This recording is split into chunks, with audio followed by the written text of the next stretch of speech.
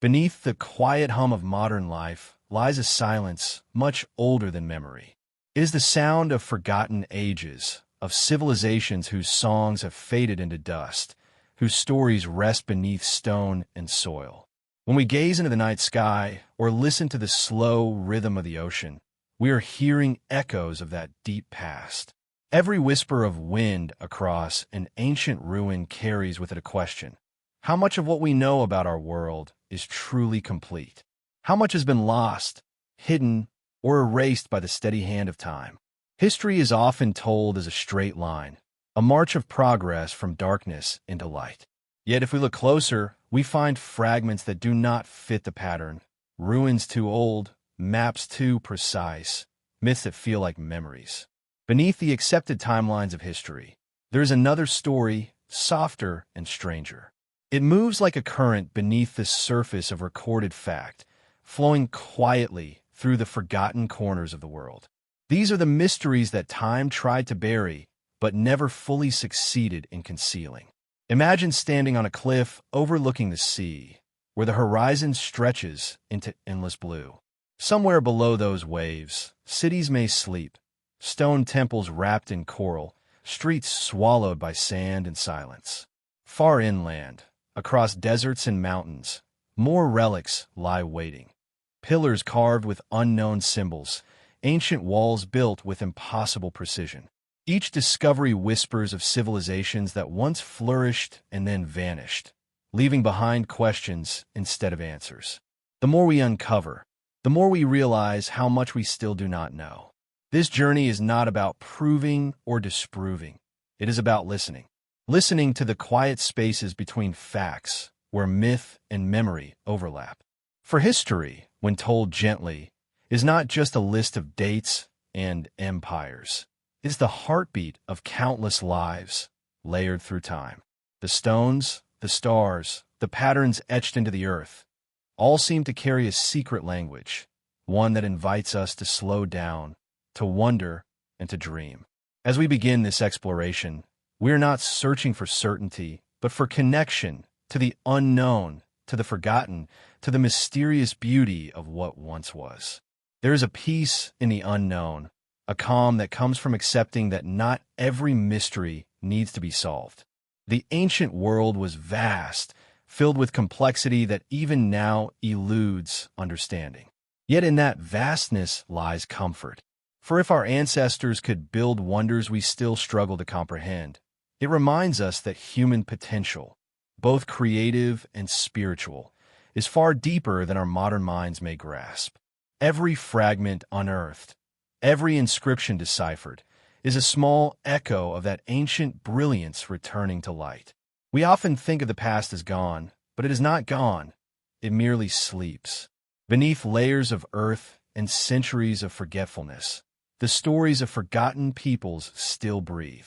The pyramids rising against a desert sky, the submerged temples beneath the Indian Ocean, the worn carvings of gods whose names are no longer spoken. All these are reminders that time is circular, not linear. What has been forgotten can be remembered again, and what has vanished might one day rise once more in the imagination of those who dream. As night falls and the mind softens into stillness, the world of ancient mystery feels closer, more tangible. The boundaries between now and then, real and imagined, begin to fade. In that quiet place, we can almost hear the footsteps of those who came before us, the builders, the storytellers, the seekers. Their world was filled with wonder and fear, faith and knowledge intertwined. To them, the stars were not distant. They were teachers, guides, and mirrors of the soul. The earth beneath their feet was alive, sacred, and responsive to human thought. And perhaps, even now, those old ways of seeing have not entirely disappeared. Perhaps they linger in the patterns of our dreams, in the instinctive reverence we feel when standing before a ruin, or when gazing at the infinite sky. Something within us recognizes the ancient pulse, the eternal rhythm that connects all who have ever lived. It is this feeling, the quiet awe of mystery, that guides us through the chapters to come. Tonight, we begin a journey not across space, but through time, across the vast expanse of forgotten epics and silent monuments. We will move from the depths of the oceans to the deserts of lost empires, from temples that defy explanation to myths that may conceal fragments of truth. We will travel softly, letting each mystery unfold like a dream, following the threads of wonder wherever they lead.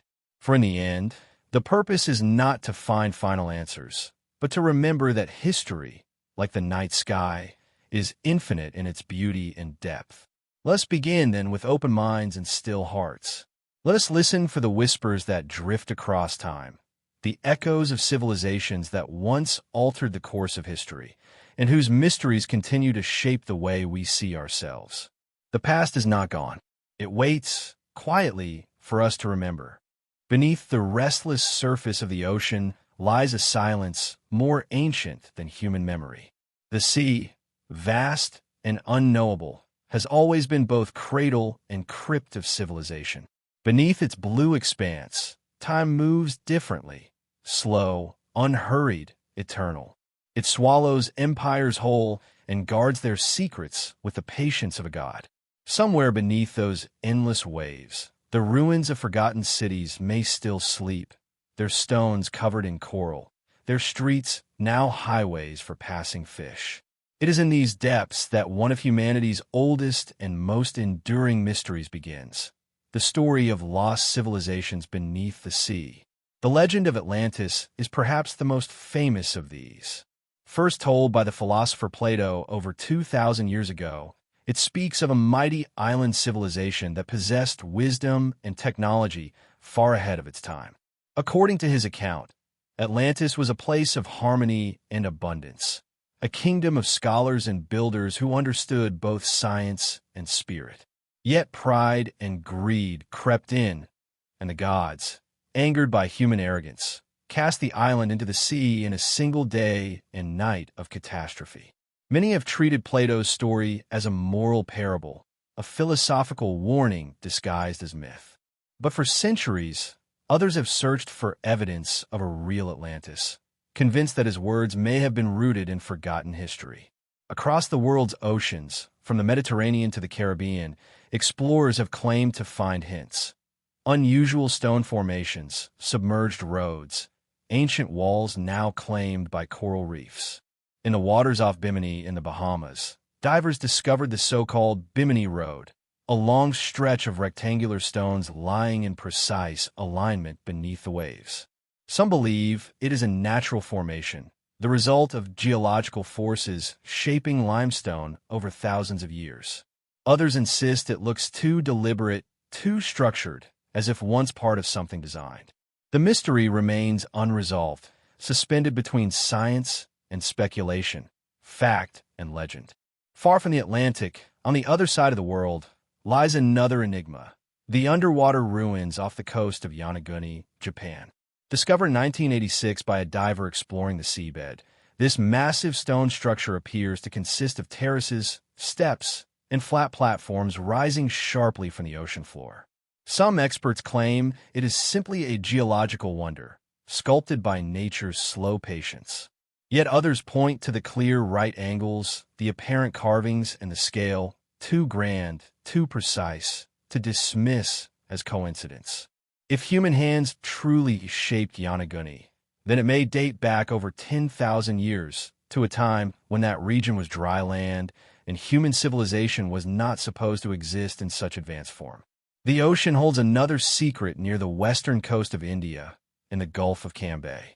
In 2001, sonar scans revealed what appear to be vast geometric patterns beneath the sediment, grids of walls, platforms, and foundations. When dredged, the site yielded pottery shards, tools, and human remains. Preliminary tests suggested astonishing ages, some dating back nearly 9,000 years. The implications were staggering. If true, this would predate the great cities of Mesopotamia and the Indus Valley by millennia. The mainstream scientific community remains cautious, debating whether these findings are truly man-made or simply natural rock formations shaped by ancient currents. Yet the thought persists. Could this have been a lost city swallowed by rising seas after the last ice age? Throughout human history, myths of drowned lands have surfaced across cultures separated by oceans and time. In Hindu tradition, there are tales of Dvarka, the legendary city of Lord Krishna, said to have been reclaimed by the sea after his passing. In Celtic folklore, the tale of Cantorar Gwaelid speaks of a fertile Welsh kingdom lost to a flood, its church bells still said to ring beneath calm waters on quiet nights. Even the indigenous peoples of the Americas speak of great floods and islands swallowed whole. The pattern is too universal to ignore. Could these legends be cultural memories, echoes of real events that occurred when ancient coastlines were consumed by the rising seas at the end of the Ice Age? Between 15 and 20,000 years ago, the world was colder and sea levels were hundreds of feet lower than they are today. Entire continents of land, now submerged, were once plains, valleys, and river basins where people might have lived, built, and dreamed. When the ice melted, the oceans rose with unstoppable force, erasing not only landscapes, but perhaps also entire chapters of human civilization. What if the oldest cities were not the ones we see on land, but those that now rest under the dark waters of forgotten shores? There's a certain poetry to the idea of the sea as both destroyer and preserver. It takes but also hides. The salt and the currents protect as much as they erase. Wooden ships rot, but stone endures. Coral embraces and conceals, turning cities into reefs, temples into sanctuaries for fish. The ocean holds the memory of the world within its depths, quiet and untouched, as if guarding secrets meant only for time to reveal. When divers descend into these underwater worlds, they're not just exploring ruins. They're entering the boundary between myth and memory. The dim light, the shifting sand, the soundless vastness all blur the line between imagination and discovery. One cannot help but wonder what it would feel like to walk those submerged streets, to touch the stones laid by forgotten hands, to stand where once fire burned and voices rose in song. In those moments, the past does not feel gone. It feels suspended, alive, yet unreachable. The ocean, with all its mystery, reminds us that history is not a closed book, but an ever-changing tide. For every discovery that challenges what we think we know, countless others still lie hidden, waiting for their moment to rise again into light. Perhaps the story of Atlantis was never meant to be found in one single place, but everywhere. Scattered fragments of humanity's first attempts at greatness, lost beneath the waves and reborn in story. As the waves roll and the tides shift, they whisper to those who listen closely enough. Their message is soft but clear, that time is not a straight line, but a circle, and what is lost may one day be found again. From the depths of the sea to the sands of the desert, the earth is filled with clues, waiting patiently for our curiosity to awaken them once more. And so, as we leave the ocean behind, we turn our gaze to the shifting sands of the world's great deserts, where the wind buries history and then, in time, reveals it again. Across the vast deserts of the world, the sand moves like a living thing. It swirls and drifts, covering and uncovering the traces of empires long gone. Beneath its golden waves, buried under centuries of silence, lie the remnants of cities that once thrived with life. Markets filled with voices, temples crowned with light, and walls that echoed with stories now forgotten. The desert does not destroy, it conceals. It preserves what the world has chosen to forget, guarding its secrets beneath layers of time and dust. In the heat and stillness of these endless landscapes, memory sleeps, waiting for the curious to find it again. One of the most mysterious tales of the desert is that of the fabled city of Ubar, often called the Atlantis of the sands. For centuries, Arab storytellers spoke of a magnificent city that once lay deep within the empty quarter, a place of wealth and splendor where merchants traded in frankincense and gold. According to legend, Ubar grew proud and turned away from virtue, provoking divine punishment. One night, the earth opened, and the city was swallowed whole by the dunes, vanishing without a trace. For generations, many believe the story to be nothing more than a myth, a cautionary tale told by wandering Bedouins. Yet in the late 20th century, satellite imagery revealed ancient trade routes beneath the desert surface, converging at a point once thought to be the location of Ubar. Excavations uncovered the remains of a massive fortress buried under collapsed ground. The discovery suggested that the city may have been real after all, perhaps destroyed not by divine wrath, but by the collapse of a limestone cavern beneath it. Still, the legend of Ubar remains powerful, not just because of the ruins, but because of what they represent, how human ambition, no matter how great, can be erased by the quiet patience of nature. Far to the west, in the shifting sands of the Sahara, there are whispers of another hidden past. Beneath this vast desert once lay fertile valleys and flowing rivers, supporting life in abundance. Ancient rock carvings show giraffes, elephants, and crocodiles, creatures that could never survive in today's arid climate. Beneath the dunes of modern Libya, Chad, and Egypt, archaeologists have discovered traces of settlements, tools, and burial grounds thousands of years old. Some of these may have belonged to the Garamantes, a mysterious desert people who built underground irrigation channels and flourished for centuries in what now seems an impossible environment. Their achievements were nearly erased when the sands shifted and their cities were swallowed. What remains are faint outlines, walls half buried, roads that lead nowhere, and the bones of an empire that time decided to reclaim. Further east, among the remote valleys of Egypt's western desert, explorers have long searched for another lost city, Zerzura, the oasis of the birds. For centuries, desert travelers spoke of a white city hidden deep within the dunes, filled with treasure and guarded by mysterious beings. Some claim to have glimpsed it shimmering on the horizon, only for it to vanish as they approached, like a mirage. The legend of Zerzura has captivated explorers for hundreds of years, so much so that in the 1930s, European adventurers organized expeditions to find it. What they discovered instead were forgotten valleys, ancient tombs, and traces of early human life in places thought to be uninhabitable. Zerzura itself has never been found, but perhaps that is its purpose, to remain an eternal mystery, a symbol of the human desire to search for what cannot be seen. The deserts of Central Asia tell a similar story.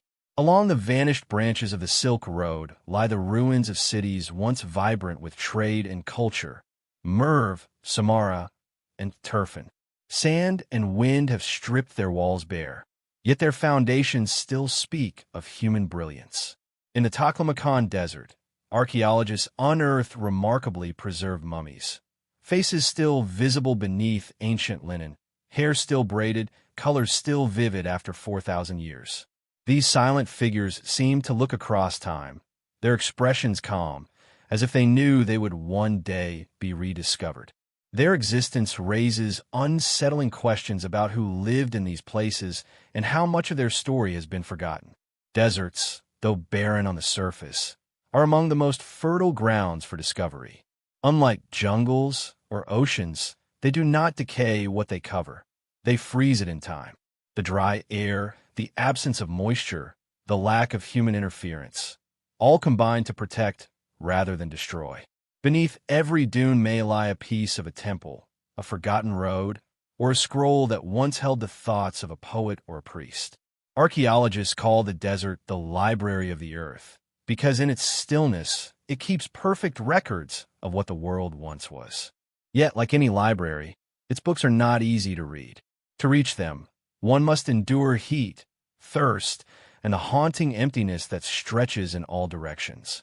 There is something profoundly humbling about the desert. It reminds us of impermanence, how even the greatest of cities can vanish in silence, reduced to a handful of stones scattered by the wind. But it also reminds us of endurance. The sand may cover, but it does not erase. Buried walls remain, standing beneath the surface.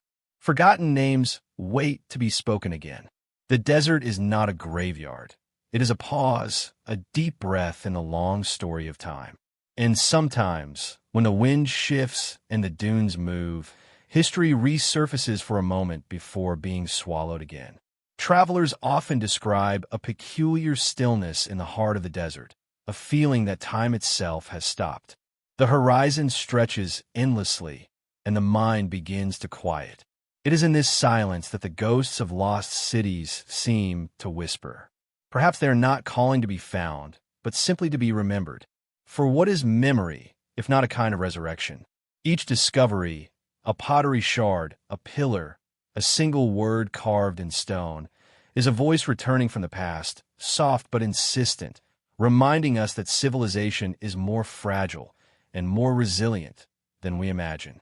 As the sun sets over the dunes, painting the sand in gold and crimson, the air cools and the wind carries stories once again. They speak of kingdoms buried, of caravans lost, of scholars who studied the stars by the flicker of firelight.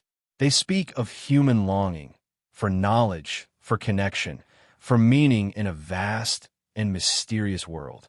And as night falls over the desert, the stars emerge above the endless horizon, the same stars that once guided travelers and dreamers across these lands.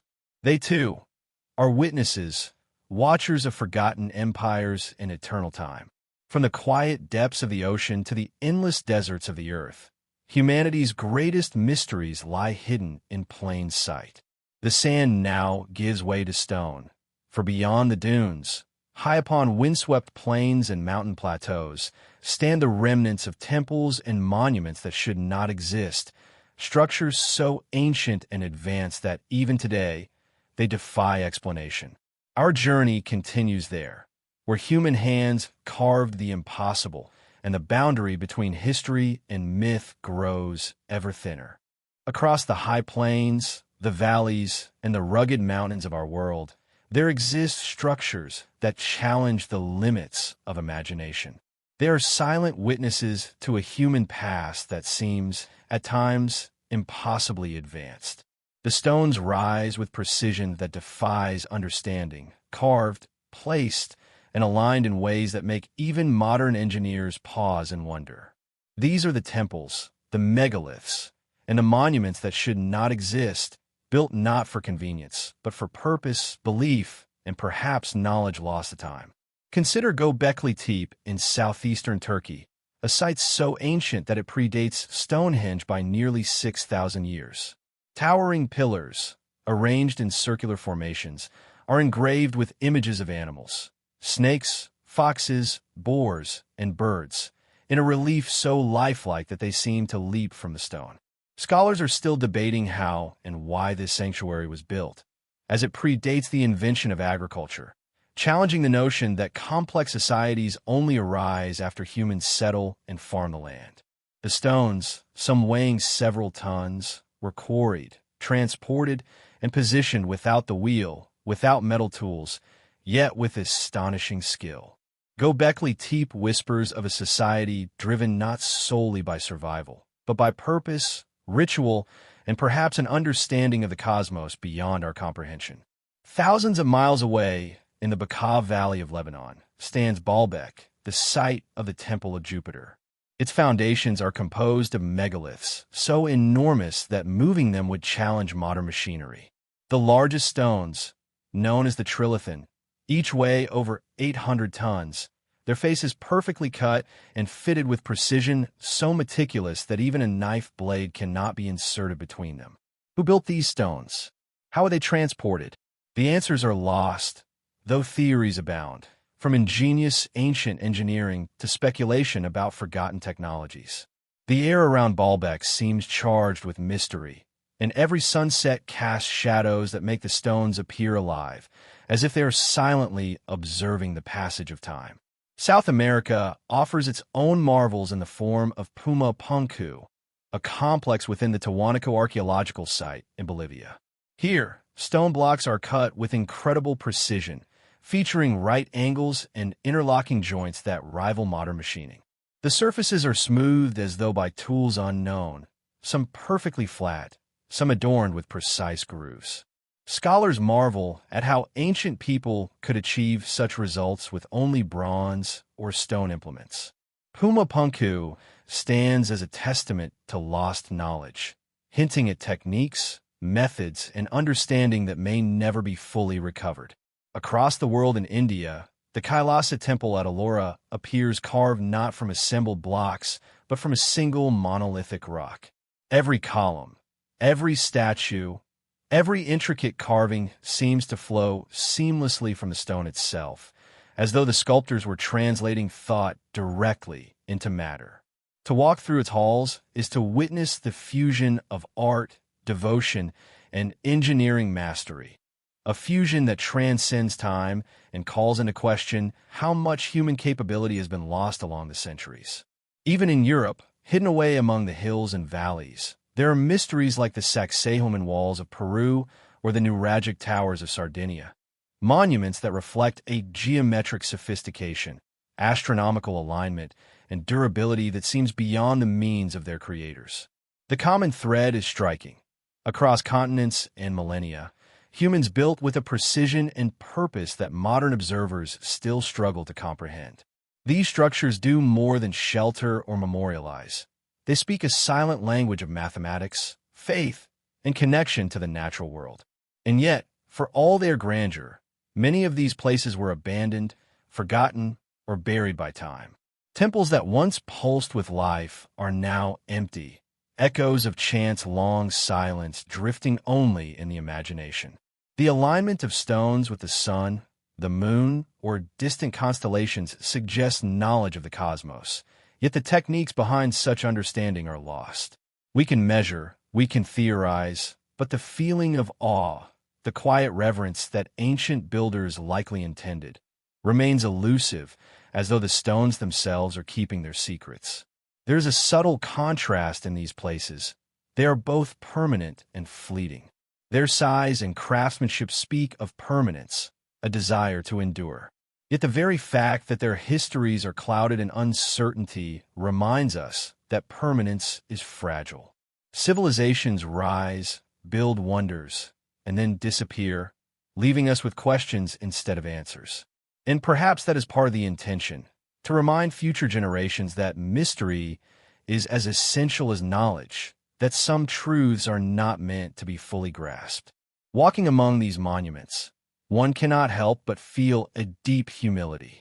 The human hand, capable of creating such beauty and precision, is also capable of forgetting its own genius. Every carved stone, every perfectly aligned pillar, is a whisper from the past, a message encoded not in words but in form, weight, and geometry.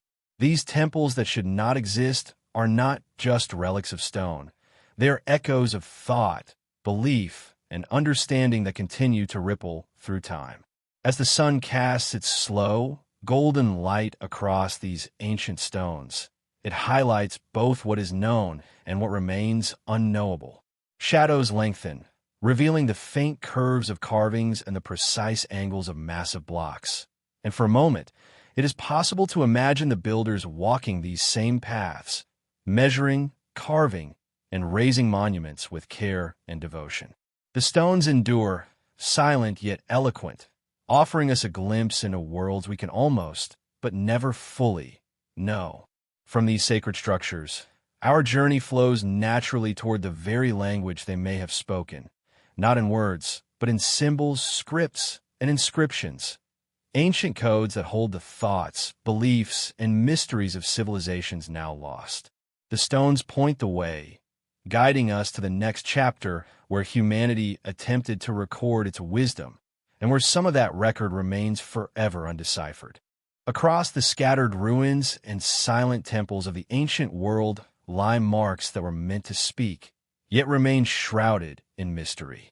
Inscriptions, carvings, and symbols reach out to us from the past, fragments of thought left behind by civilizations whose voices are now largely silent.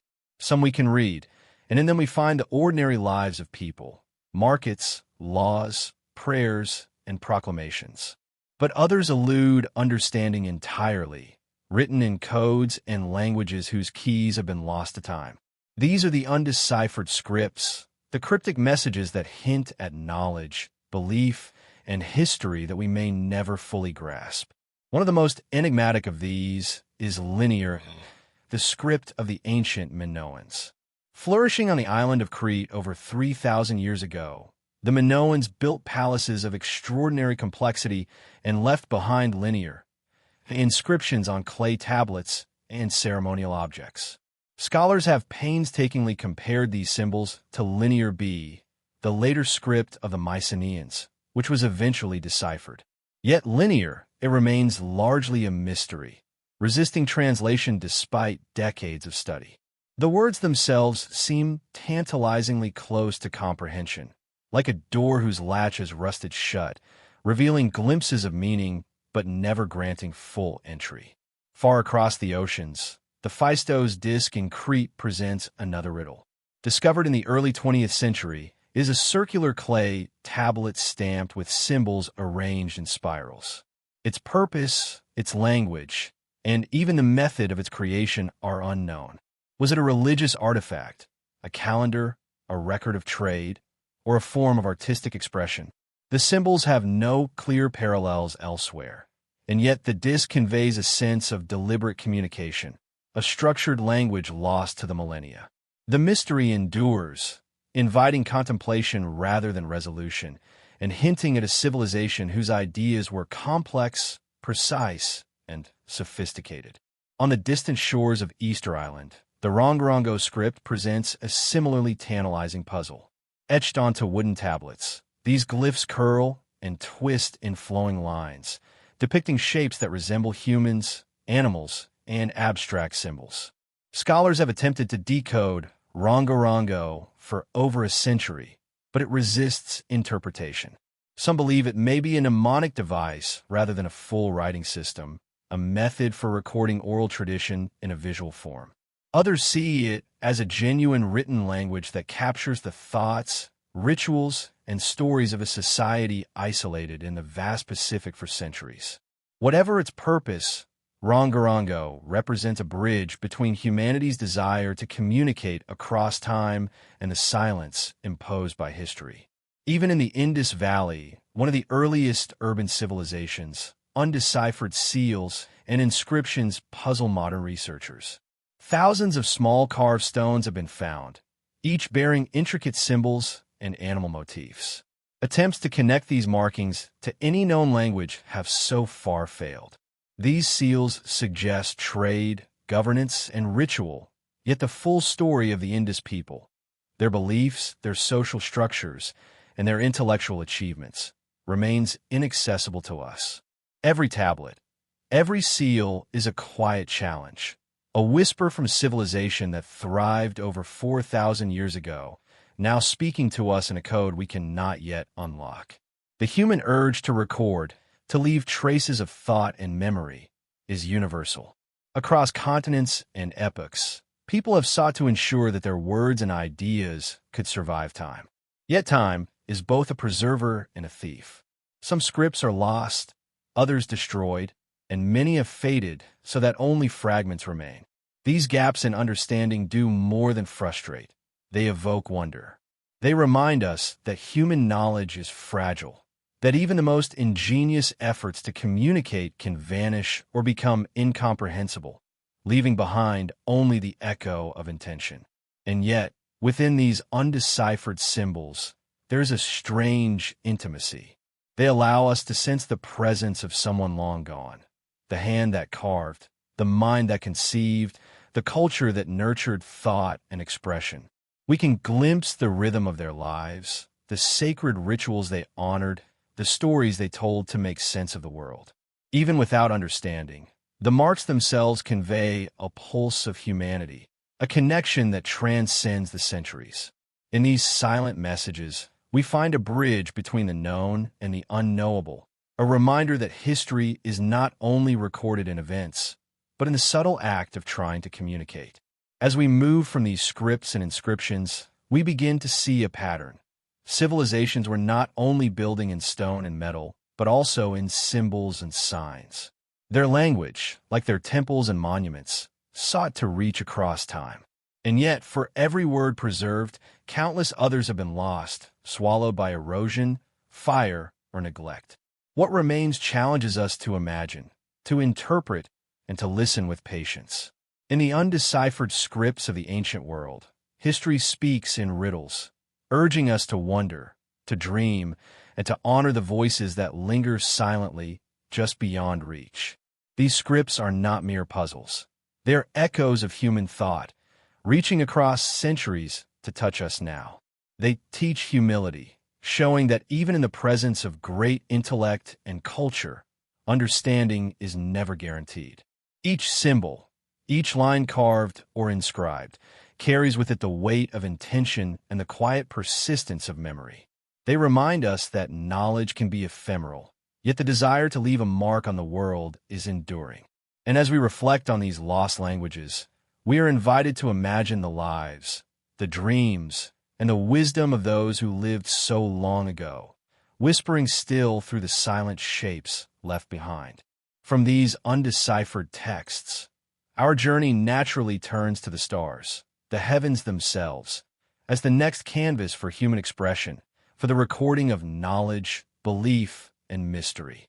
If words could vanish, perhaps patterns in stone and alignment with the sky could endure, carrying with them a cosmic message from those who came before us.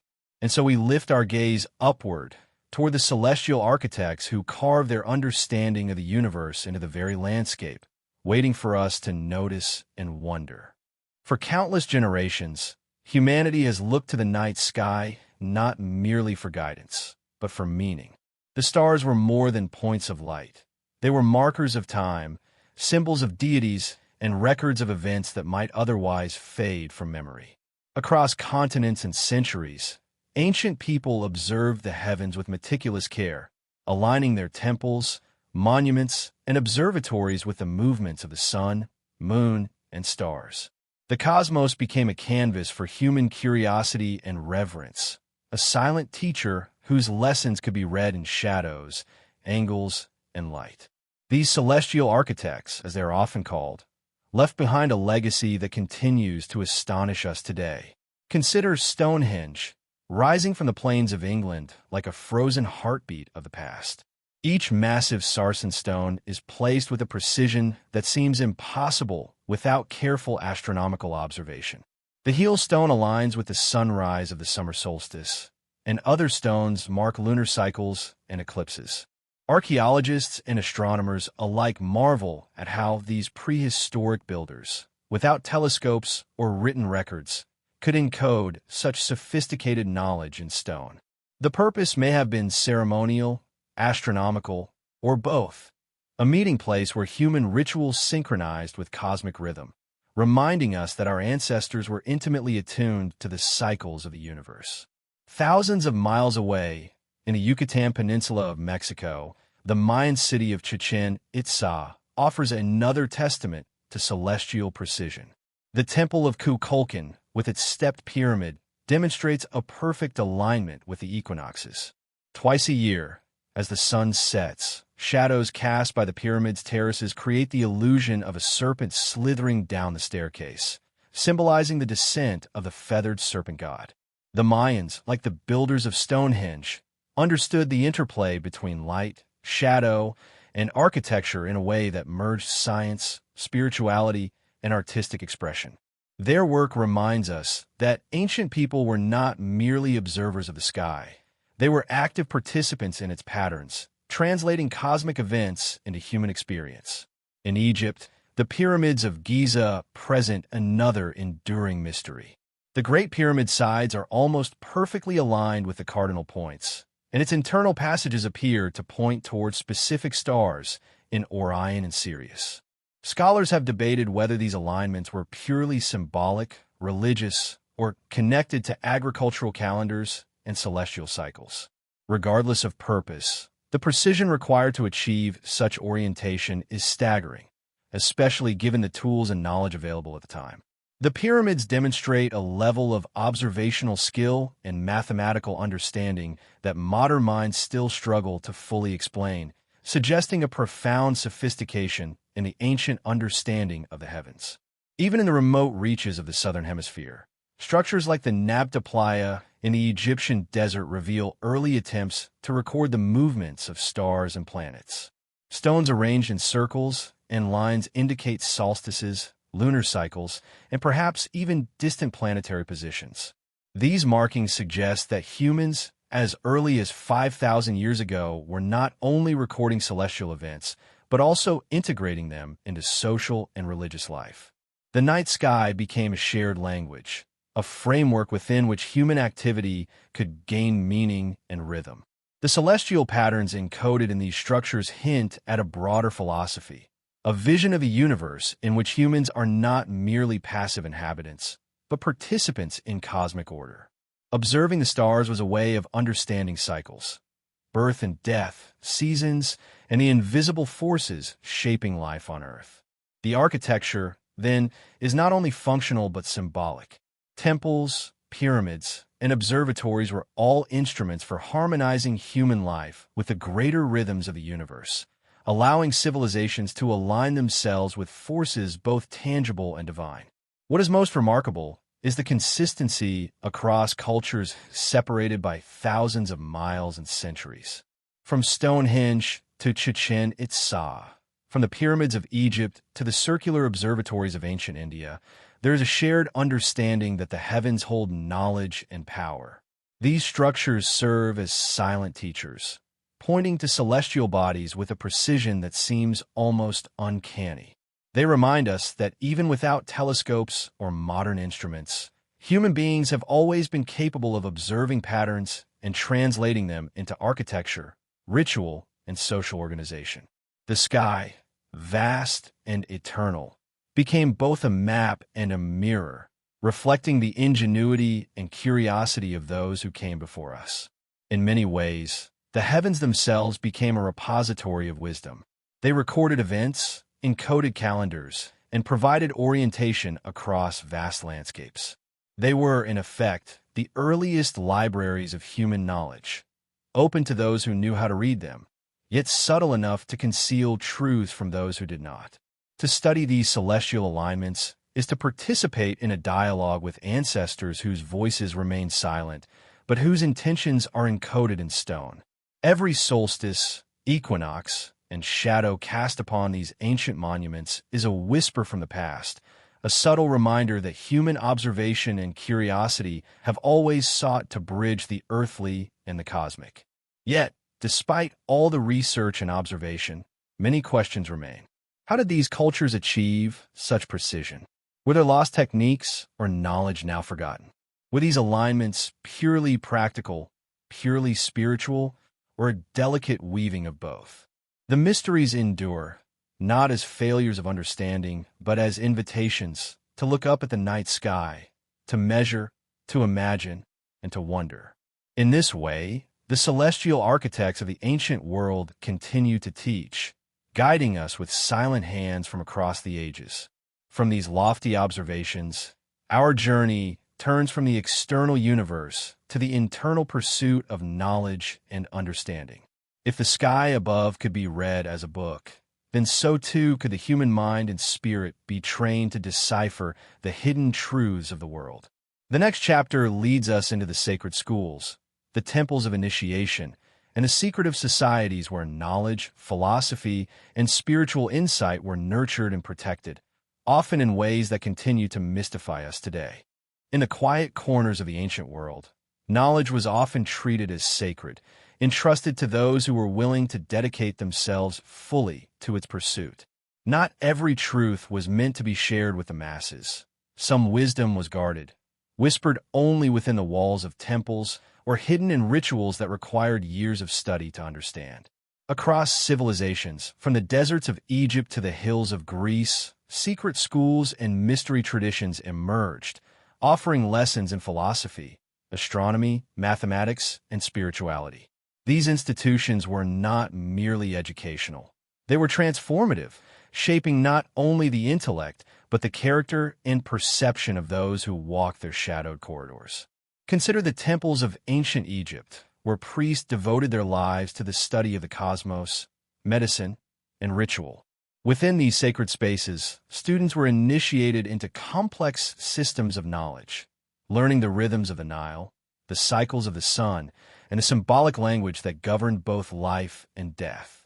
Initiates observed the stars, measured the land, and performed ceremonies that connected the earthly and divine. Knowledge was encoded in symbols, myths, and sacred geometry, and access to these truths was a privilege earned through discipline, devotion, and trust. Those who were chosen to learn were not only students, but guardians of wisdom, tasked with preserving and passing it forward. In Greece, the schools of Pythagoras exemplify a similar intertwining of philosophy, mathematics, and spirituality. Pythagoras and his followers explored the relationships between numbers, music, and the cosmos, believing that harmony in mathematics reflected harmony in the universe. Entry into his circle required rigorous training, adherence to moral codes, and a willingness to embrace mysteries that were not immediately explained. Within these secretive spaces, students learned to perceive connections invisible to the casual observer, to understand how patterns in sound, shape, and number mirrored the underlying structure of reality. Knowledge was not merely information. It was a way of perceiving and interacting with the world, a key to unlocking hidden order.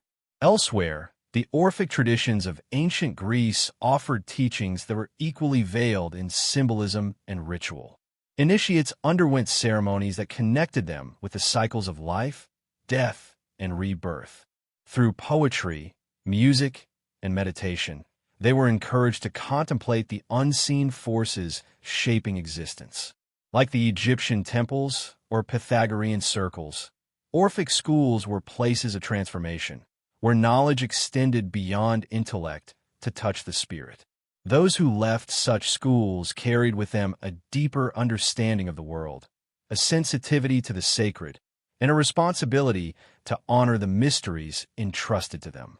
What is striking about these secret schools is the balance between illumination and restraint.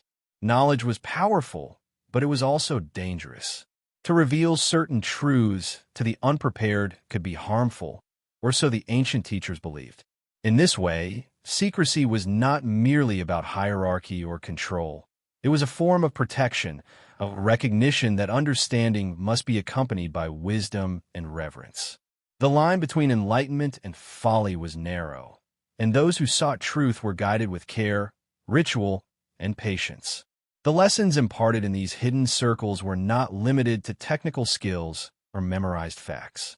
They were holistic, combining observation of the natural world with ethical instruction, meditation, and reflection. Students were taught to perceive patterns, to listen to subtle rhythms, and to recognize the interconnection between human life and a larger cosmos. Mathematics, music, astronomy, and philosophy were interwoven into a single fabric of understanding, a framework for navigating both the tangible and intangible aspects of existence. The knowledge was practical, spiritual, and symbolic all at once. Even though many of these schools have vanished, their echoes persist in the monuments, texts, and rituals left behind.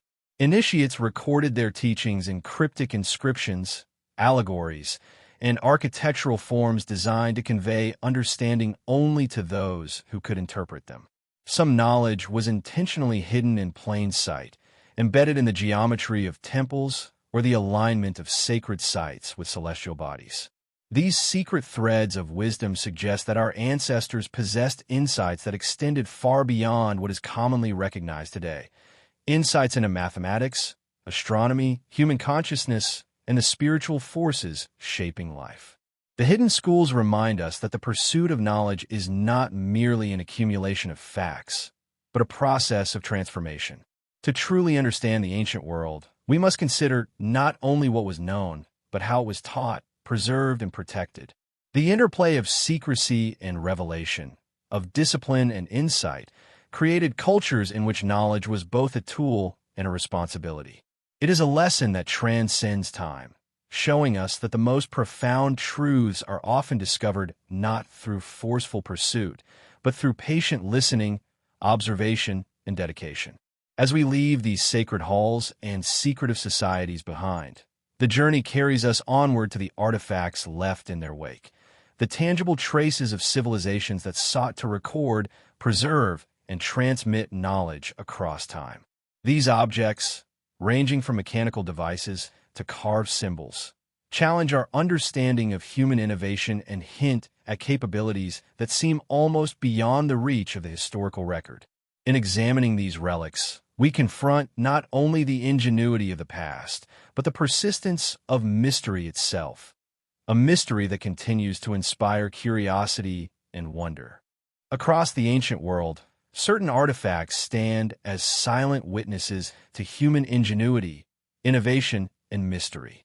These objects, often small and unassuming at first glance, carry within them questions that have puzzled scholars for centuries. Some appear to defy the technology of their time, while others suggest knowledge that seems almost too advanced for the civilizations that produced them. From intricate mechanisms to perfectly carved sculptures, these relics hint at a world where creativity and understanding stretched far beyond what we often assume about the past. One of the most famous examples is the Antikythera mechanism, discovered in a shipwreck off the coast of Greece in the early 20th century. This small bronze device, covered in gears and inscriptions, has been called the world's first analog computer.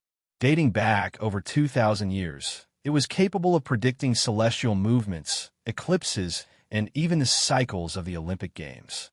For decades, scientists could hardly believe that such precision engineering existed in an era long before modern machinery.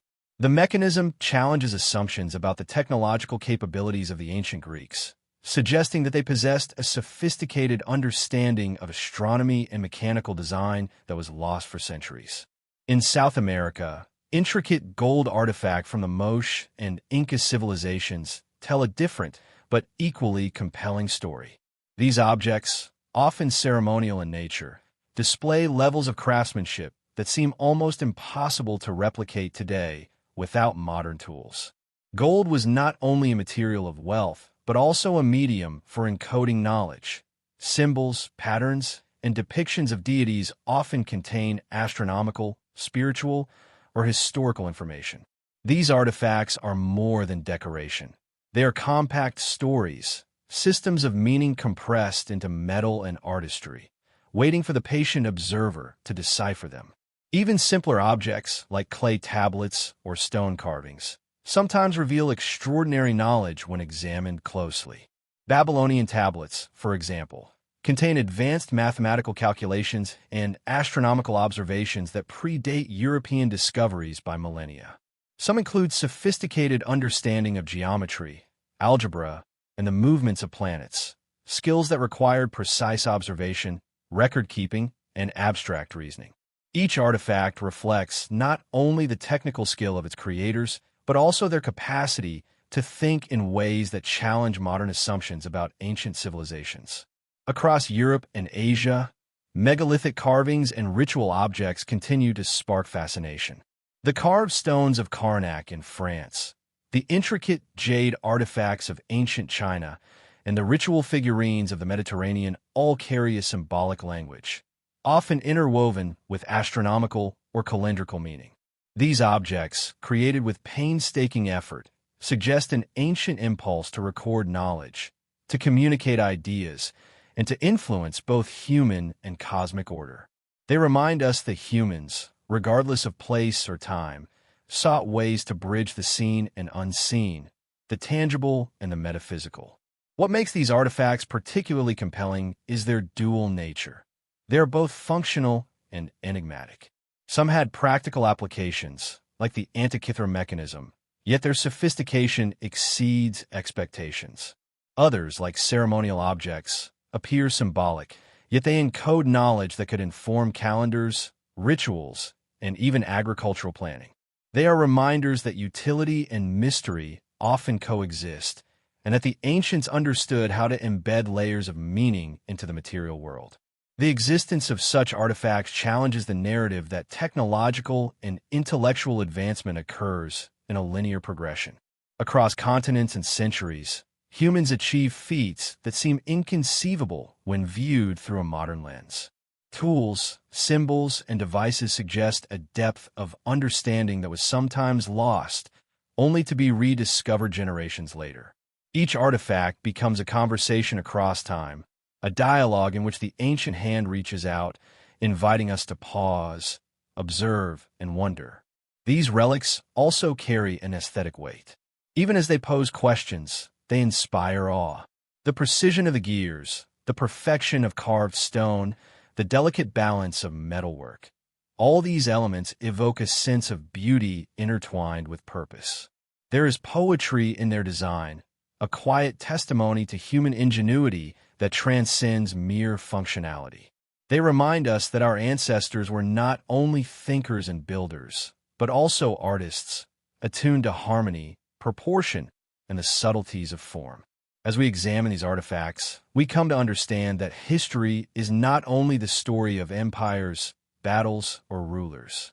It is the story of human curiosity, creativity, and the persistent drive to understand the world and leave a mark upon it. Each object is a whisper from the past, a fragment of knowledge and culture that survived the passage of centuries to speak to us today. They are tangible remnants of invisible minds, bridges connecting the present to civilizations whose thoughts, skills, and dreams continue to resonate. From these artifacts, our journey naturally expands into the natural world and the environment in which humans lived and observed. Mountains, rivers, and plains were not merely backdrops. They shaped culture, inspired myths, and guided construction. In exploring the relationship between humans and their landscapes, we uncover another layer of ancient mystery, revealing how the earth itself became a canvas for knowledge, observation, and reverence, extending the dialogue between past and present into the very ground beneath our feet. In the dim corridors of myth and time, whispers rise of beings who came not from the earth, but from beyond its horizon. Every ancient culture, separated by oceans and millennia, seems to carry a faint echo of the same tale, of luminous visitors descending from the heavens, of teachers wrapped in light, of gods who walked among mortals and then vanished again into the sky. The Sumerians spoke of the Apkallu, the wise sages who emerged after the Great Flood to gift mankind with the arts of civilization. In the Andes, high among the mists of forgotten temples, stories tell of the Viracochas, tall, pale-skinned figures who brought knowledge, peace, and the tools to rebuild a broken world. Across the oceans in ancient Egypt, Thoth was said to have come bearing divine wisdom. In India, the Devas descended with celestial fire and taught humanity the secrets of creation. The same story, retold under different stars, hinting at a shared memory buried deep in the human soul. The calm rhythm of history's breath lingers over these legends, weaving them into one long, unbroken melody of awe and longing. Could it be coincidence, the universal desire to believe that knowledge comes from the sky, or does it speak to a truth we no longer recognize? The narrator's tone remains soft, inviting rather than declaring, tracing the fragile thread that connects myth with the archaeological record. The clay tablets of Mesopotamia describe beings of impossible wisdom who measured the earth and taught mankind to write. The temples of the Maya were aligned so precisely to celestial movements that it seems their builders carried a cosmic blueprint. Yet the evidence remains elusive, like starlight through mist, beautiful, faint, but never quite enough to grasp. There is a quiet contrast between the known and the unknown, between what scholars can measure and what storytellers can only feel. Science gently erases the footprints of the gods, offering explanations rooted in human ingenuity and cultural evolution. Myth, on the other hand, insists that something once descended, not merely metaphor, but memory disguised as reverence. The comfort lies in both views. From the language of dreams, perhaps gods and humans are not separate beings, but reflections of each other. What the ancients called divine might simply be the dawning of human consciousness, the moment when people first looked to the stars and recognized themselves reflected there.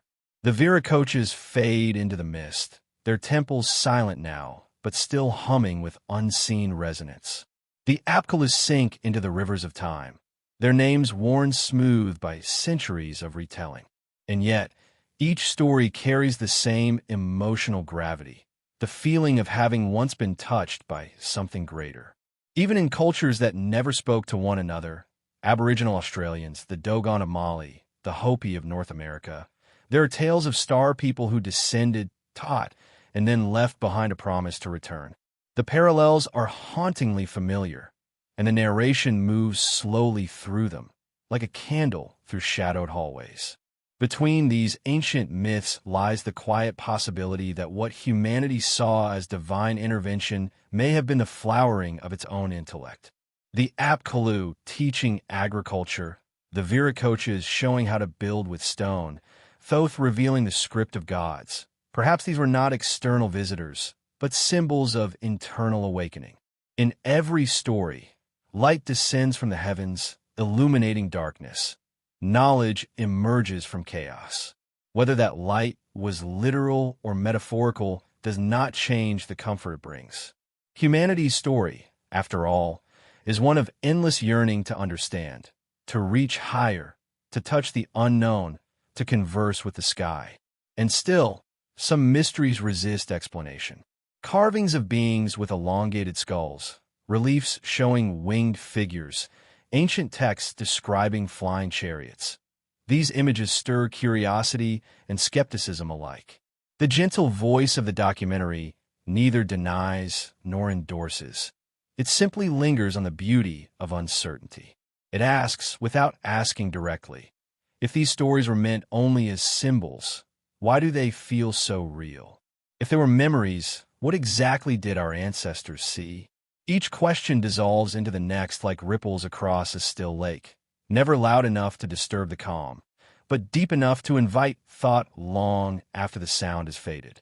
The camera of the mind drifts over ruins touched by moonlight, ziggurats in the desert, terraces above clouds, pyramids aligned to Orion's belt. Somewhere beneath those stones lie echoes of the divine teachers, whether gods, ancestors, or metaphors. They remain part of the great conversation between heaven and earth. What unites all these tales is not proof, but pattern, a message of guidance, compassion, and loss. The gods arrive when the world is in chaos, bring order, then depart, leaving humanity to remember. Their silence becomes the test. Can we preserve what they gave? Can we continue the light they once shared? The tone becomes softer, almost a lullaby of reflection. The myths are not recounted as evidence, but as dreams shared by an entire species. To believe in gods who walked among us is to believe that enlightenment is possible, that the divine is not somewhere else, but within reach. Perhaps the stories of descent are simply metaphors for the way understanding itself descends into the human heart. The narrator pauses between sentences, letting silence do what words cannot. Remind the listener that mystery, not knowledge, is what truly endures. As the section draws toward its quiet close, the perspective turns inward. The gods who fell to earth become symbols of what humanity still seeks: wisdom, peace, and a sense of connection to something larger. We may no longer see the lights in the sky as omens, nor bow to figures carved in stone, but the longing remains the same. We still search the heavens for answers, still listen for whispers in the wind, still build towers, telescopes, and temples to bridge the distance between ourselves and the unknown. And so, as the ancient visitors fade back into legend, the narration gently guides the listener toward the next mystery. The myths of divine descent merge with the pursuit of human transformation, the age-old desire to uncover hidden forces, to master elements, to transmute the ordinary into the extraordinary. The gods depart, but the quest they began continues, leading us softly, inevitably, toward the secret arts of the alchemists, where science, spirit, and mystery once danced as one. In the quiet turning of time, when myth began to fade into history, the pursuit of divine knowledge did not vanish. It transformed. The gods who once descended from the skies left behind not footsteps, but symbols, formulas, and whispers of hidden power. Across ancient civilizations, from the libraries of Babylon to the marble halls of Alexandria, men and women began to search for the sacred language of creation itself. They called it alchemy, the art of transformation, both material and spiritual. It was more than the dream of gold. It was a map of the universe, drawn in smoke, fire, and patience. In those days, knowledge was a secret flame, tended in silence, passed hand to hand like a sacred breath. The world of the alchemist was one of quiet laboratories and endless night vigils. Candlelight flickered over copper vessels and glass flasks. The air shimmered with the scent of heated metals and incense. To those outside, these seekers were sorcerers. To themselves, they were students of nature's hidden language. They believed that the world was alive, that every element had a soul, every reaction a story, and that by learning to read those stories, they might uncover the original harmony of creation. The narrator's tone remains gentle, reverent, describing the rhythm of these ancient experimenters as a kind of meditation. Their furnaces were altars, their metals, prayers in solid form. From Egypt came the oldest roots of the craft. The word alchemy itself derived from Chem, the ancient name for Egypt, the black land of fertile soil and eternal mystery. Within the temple walls, priests of Thoth mixed science with spirit, blending chemistry, astrology, and philosophy into one seamless practice. They believed in the transformation of both matter and the soul. To purify a metal was to mirror the purification of the self. The emerald tablet, a text said to hold the core of their wisdom, whispered, "As above, so below, as within, so without." It was less a riddle than a reflection of the ancient worldview. The microcosm mirrored the macrocosm, and by understanding the small, one could grasp the vast. When the Greeks and later the Arabs inherited this Egyptian knowledge, they expanded it with reason and mathematics. In the bustling streets of Alexandria, scrolls from every culture gathered like tributaries into a single river of thought. Here, philosophers studied matter not merely as substance, but as story, a constant cycle of death and rebirth. The alchemist's furnace became the universe itself, its fires echoing the stars. As the narrator's voice slows, it reminds the listener that these ancient scholars were not dreamers of fantasy, but precursors to modern scientists. Their pursuit of transmutation laid the foundations for chemistry, medicine, and metallurgy. Yet they also sought something deeper. The elusive philosopher's stone, said to heal all wounds, transform all things, and awaken immortality. This stone, they believed, was not a literal object, but a symbol of ultimate unity, spirit and matter reconciled. To find it, one had to endure not only the burning of metals, but the burning of the ego. Many texts describe the alchemist's work as a journey through darkness, a descent into the chaos of one's own mind before the final illumination. In this way, alchemy mirrored the myths of divine descent told in earlier ages. Just as the gods once fell to earth to bring wisdom, the alchemist descended into the depths of the self to retrieve truth from shadow. The process was both chemical and contemplative, a dance between elements and awareness. In Babylon and Persia, similar practices unfolded beneath different names. They worked with mercury and sulfur, seeing in their restless union the very pulse of existence, the volatile and the fixed, the feminine and the masculine, the spirit and the body. Every reaction was a dialogue, every transformation a prayer for balance. Even the metals had a hierarchy, reflecting the order of the cosmos. Lead was Saturn, heavy and patient. Iron was Mars, fierce and impulsive. Gold was the sun, radiant and divine. To refine base metal into gold was to reawaken its hidden sunlight, to liberate the divine essence imprisoned within. The narrator's tone remains steady and slow, each sentence rolling like waves, each concept gently illuminating the next. As centuries passed, alchemy spread through the world, cloaked in secrecy and symbol. In medieval Europe, it found refuge in monasteries and hidden workshops. Hermetic manuscripts, filled with intricate diagrams and coded allegories, circulated among scholars who spoke in riddles to guard their knowledge from misuse. Figures like Paracelsus, Flamel, and later Isaac Newton all sought meaning in the alchemical process. For some, it was the pursuit of material power. For others, a spiritual pilgrimage. To many alchemists, the transformation of metal was only a reflection of a greater alchemy, the transformation of the soul from ignorance to enlightenment. The imagery of their work became deeply poetic. The black stage of Nigredo, representing decay and dissolution, gave way to albedo, the whitening of purification, and finally rubedo, the reddening of perfection. These stages were both laboratory steps and inner experiences. As metals melted and fused, so too did the seeker's fears and hopes dissolve into a single essence. The calm narration weaves these metaphors with a soothing cadence, allowing the listener to feel the rhythm of transformation as something universal, inevitable, and serene. In alchemy, destruction was not the end, but the beginning. Every death, a preparation for rebirth.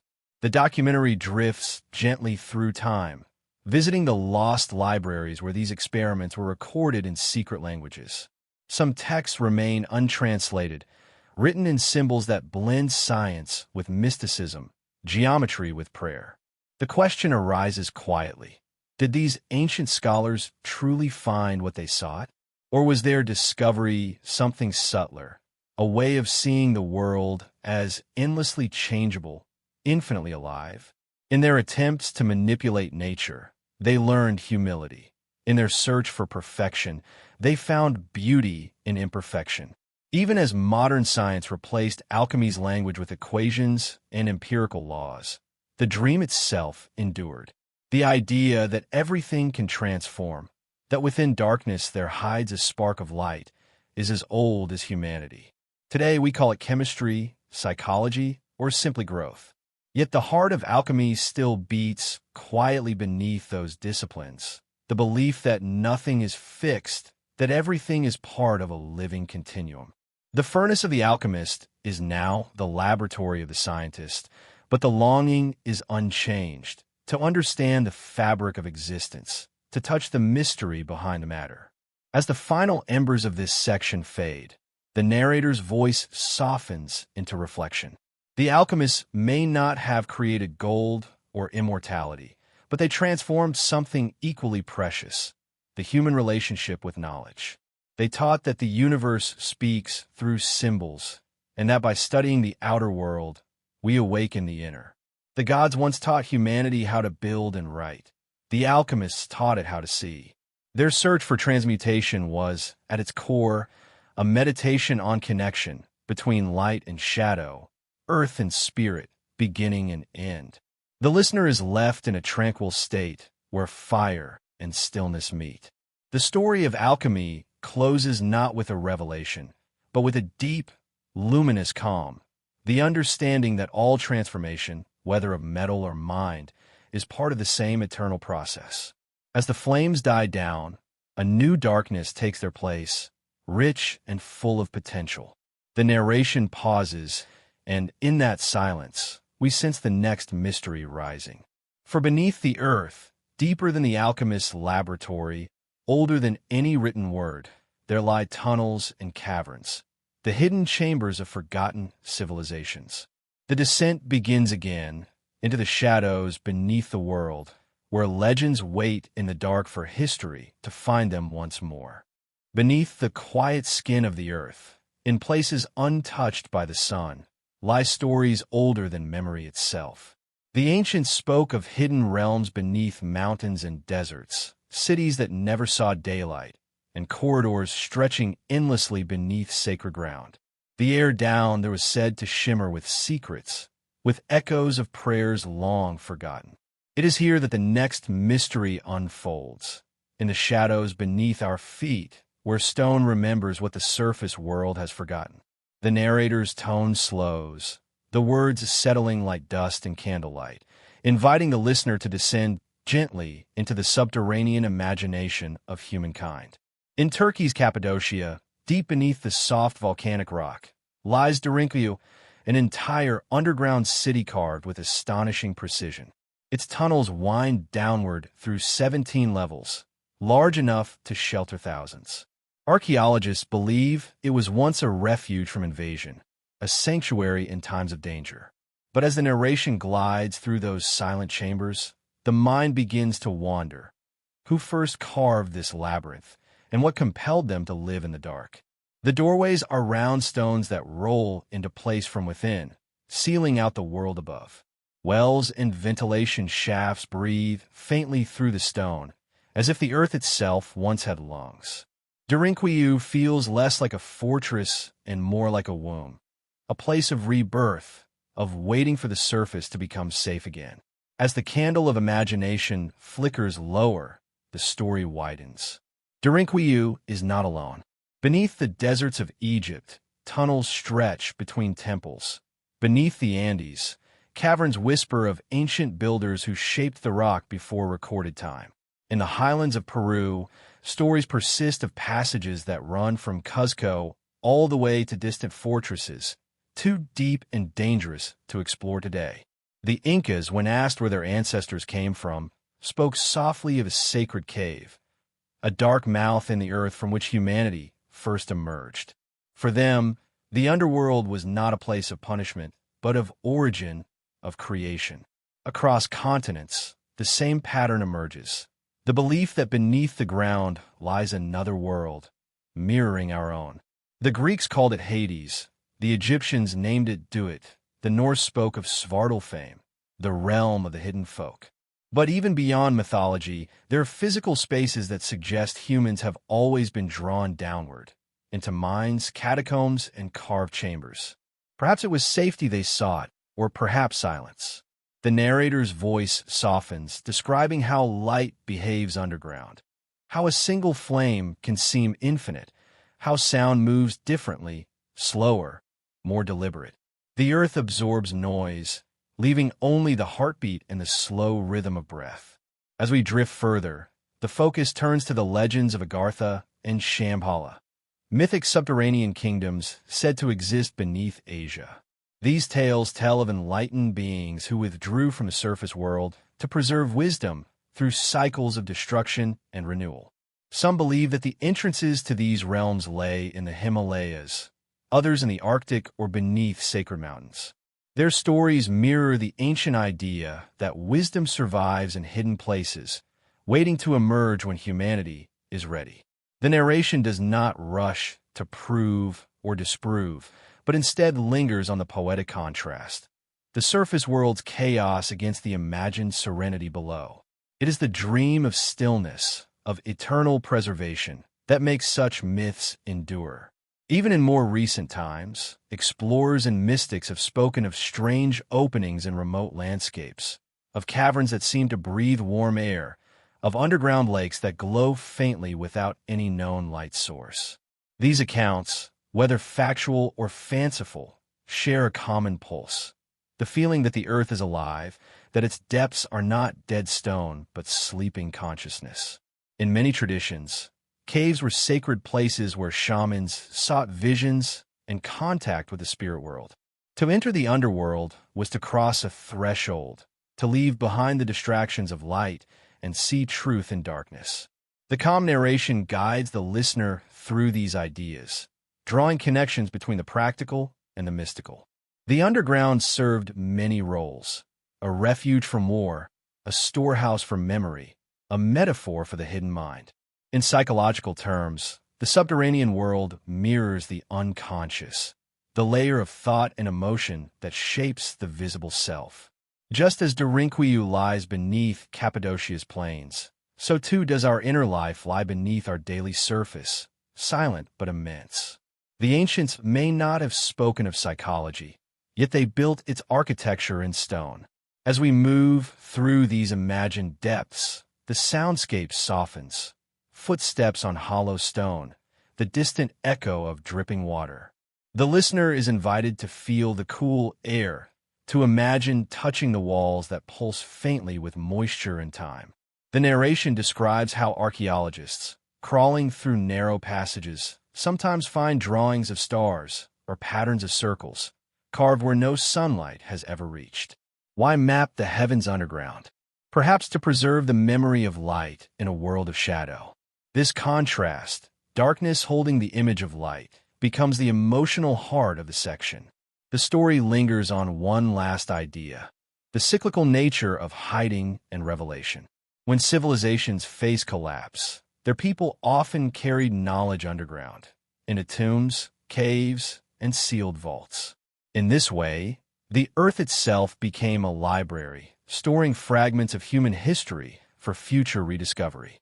The pyramids, the catacombs, even buried scrolls, all were messages left for later ages to find. The underworld was not only a place of fear, it was a vault of hope, a promise that nothing truly vanishes, only waits. As the section nears its quiet conclusion, the narrator reflects on how these myths of hidden cities might reveal something essential about human nature. We build above the ground to reach the heavens, yet we also dig downward to protect what we hold sacred. The two impulses are not opposites, but partners: aspiration and preservation, light and darkness. Perhaps the hidden world beneath is simply a mirror of our longing to endure, to shelter meaning from the storms of time. The voice slows almost to a whisper now. The imagery fades to silence, a corridor vanishing into blackness, the last flicker of a torch reflected on smooth stone. The descent is complete. And yet, from this deepest point, a subtle rising begins again, for every tunnel leads somewhere. The next breath of the narration lifts gently upward, guiding the listener back toward rediscovery, to the moments when those sleeping cities and lost truths awoke once more beneath the sun, when history, having dreamed in darkness, opened its eyes again. There are moments in history when the earth exhales, when silence breaks, and something long forgotten awakens into light. The rediscovery of lost civilizations feels like a kind of remembering, not only of stones and cities, but of ourselves. Time folds back upon itself, and what once seemed only myth begins to breathe again. This section opens softly, like dawn over ruins still damp with night. The narrator's voice carries a tone of wonder, calm yet reverent, describing the delicate balance between revelation and remembrance. Every rediscovery is both a triumph and a question. How could something so vast, so meaningful, ever have been lost? In the late 19th century, when Heinrich Schliemann unearthed the ruins of Troy, the world was stunned. For centuries, scholars had dismissed the Iliad as poetic invention, the war of gods and heroes nothing more than allegory. Yet there it was, the scorched layers of an ancient city, bronze weapons still gleaming faintly in the soil. The myth had turned tangible. The narrator lingers here, letting the realization settle, that myth and history are not opposites but partners in the great act of memory. Troy had not vanished. It had simply been sleeping beneath the dust, waiting for human curiosity to wake it. From the Aegean shores, the story drifts to the Andean heights, where another rediscovery would change the map of memory. In 1911, Hiram Bingham climbed through the Peruvian cloud forests and found the terraces and temples of Machu Picchu. The world called it the lost city of the Incas, though the local Quechua people had never truly forgotten it. Lush vines curled over perfect stone, moss grew on stairways that still led somewhere. The narration slows to capture the quiet majesty of that first moment when sunlight touched the ruins again after centuries of solitude. Rediscovery is never just an act of science. It is an act of reverence. It reconnects us with the pulse of those who came before, those whose songs are no longer sung, but whose walls still hum with presence. The voice moves gently across continents to the jungles of Cambodia, where Angkor lay hidden beneath strangler figs and silence. Once the seat of a vast empire, its temples became part of the forest, absorbed into roots and vines until only monks and wanderers remembered their names. When explorers rediscovered Angkor in the 19th century, it was as though the earth itself had revealed a secret garden of stone. Faces of serene deities watched through centuries of growth, their calm eyes untouched by time. The narration notes the contrast, how nature had protected what humanity abandoned, how forgetting can sometimes be a form of preservation. Each rediscovery feels like the turning of a cosmic hourglass, reminding us that history does not move in a straight line, but in circles. Civilizations rise, vanish, and are found again. Each rediscovery awakening something sleeping not only in the soil, but in the collective mind. The ruins do not only tell us who the ancients were, they remind us who we are. The narrator pauses to reflect on the fragility of knowledge, how easily memory erodes when language fades or empires fall. Yet even in forgetting, there is beauty. The world forgets in order to dream, and in those dreams, history reshapes itself into story until the next awakening. The pacing remains slow, meditative, encouraging the listener to imagine archaeologists brushing dust from a carved relief or a shaft of sunlight revealing a mosaic unseen for centuries. In these moments, the distance between past and present collapses. The hand that uncovers and the hand that carved become one gesture across time. Rediscovery is not simply about recovery. It is about renewal. What is found is rarely exactly as it was. It changes through the act of being seen again. Every unearthed statue or ruin becomes a mirror, reflecting both ancient artistry and modern wonder. The narration moves deeper into the emotional undercurrent. That rediscovery carries both joy and melancholy. For each city reborn into light, countless others remain buried, unremembered. The ruins of Troy remind us of the countless forgotten Troys still sleeping under fields and oceans. We may uncover fragments, but the whole is always larger than what we can hold. The past is infinite, and rediscovery only brushes its surface. Yet that act, that gentle brushing away of centuries, is an act of love.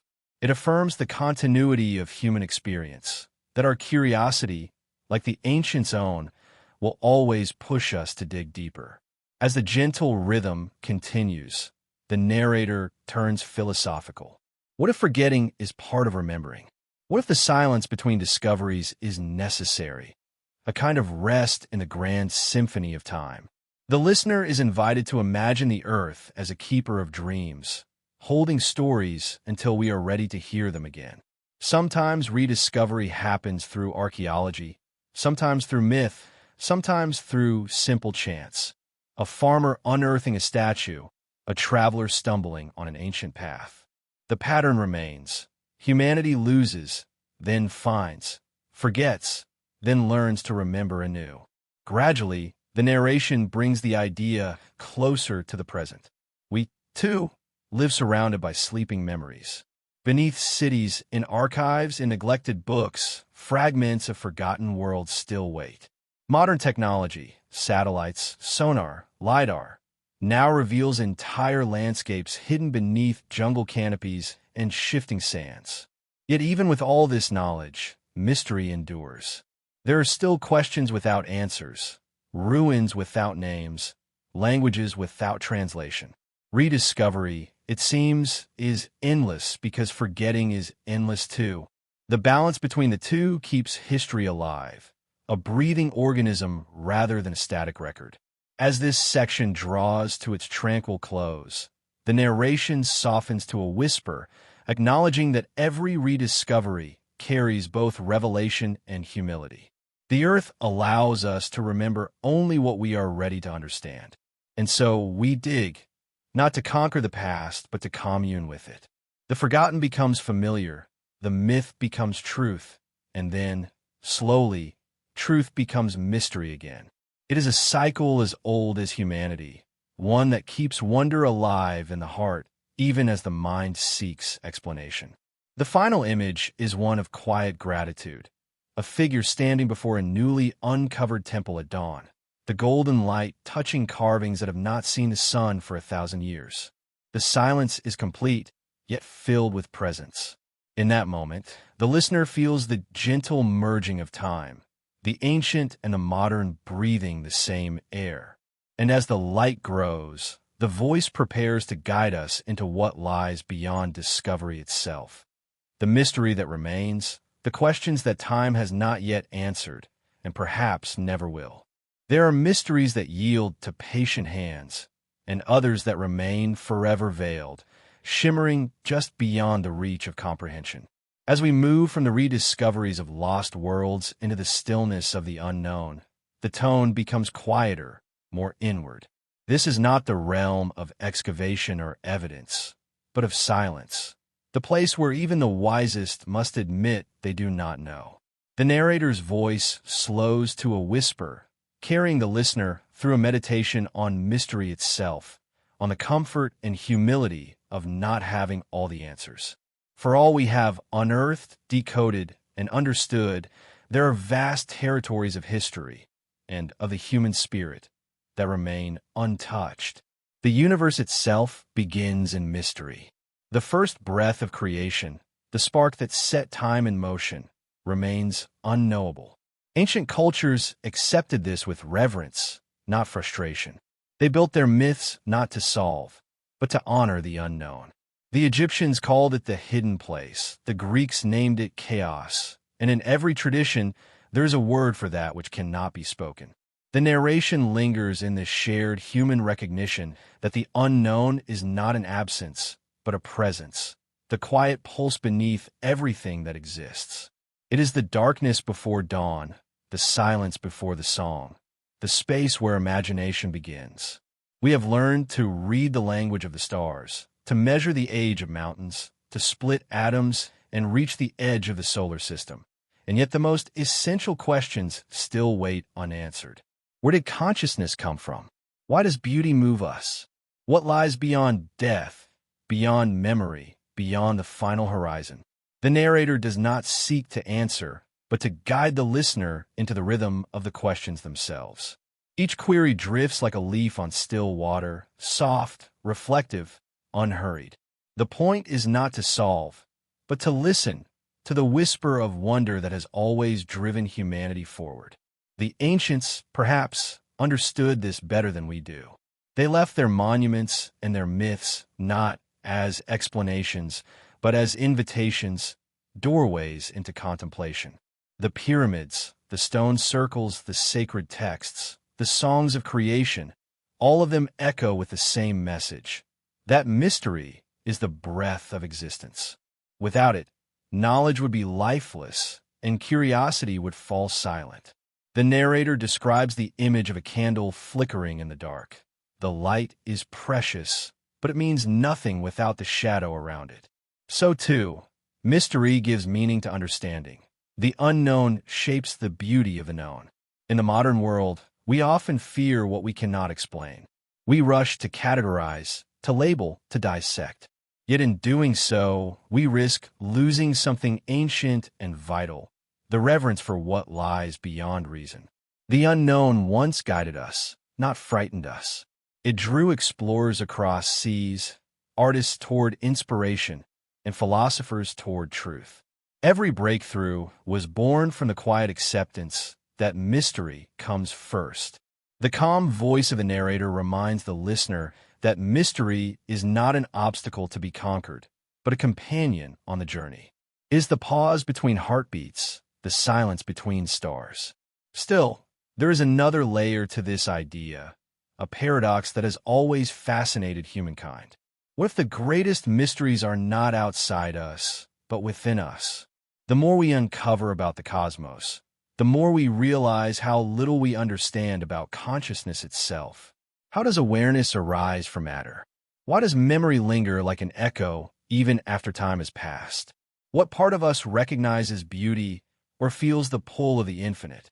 The narration suggests, softly, that perhaps the universe's deepest enigma is not its vastness, but the fact that it can be perceived at all. The act of wondering is itself the miracle. The tone becomes meditative, almost like a lullaby for thought. Listeners are invited to rest within uncertainty, to feel the peace of not knowing. Ancient monks, mystics, and poets all spoke of the same experience, that when knowledge reaches its limits, a different kind of understanding begins. It is wordless, fluid, timeless. The narrator recalls how the Oracle of Delphi once declared, "Know thyself." And yet, even in that pursuit, the self remains partly hidden. We are mysteries to ourselves, changing and unknowable, as much as the stars we gaze upon. The rhythm of the narration slows further, describing how mystery has always shaped human creativity. Without it, there would be no art, no philosophy, no story worth telling. The unknown is the wellspring from which all imagination flows. It is why the ancients wrote myths of gods descending from the heavens, why explorers set sail toward unseen lands, why dreamers still look for meaning in patterns of light. Mystery keeps the world alive, not frozen in fear, but alive with wonder. The narrator's voice soothes, suggesting that it is not ignorance that brings peace, but the acceptance of vastness. There's a quiet beauty in surrendering to the incomprehensible. Just as the stars do not explain themselves, neither does the heart need to understand its own beating. Some truths are meant only to be felt. The ruins, the myths, the untranslatable scripts, the unmeasured depths, they are all reminders that reality is larger than reason can contain. The unknown is not a void, but a sanctuary, a space where imagination and humility meet. The more we learn, the more we are drawn back to that space, humbled by the realization that knowledge is only a small island in an infinite sea.